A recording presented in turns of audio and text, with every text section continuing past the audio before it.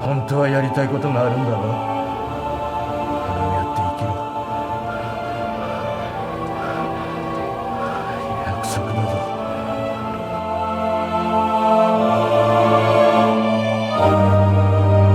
切らなくていいんです。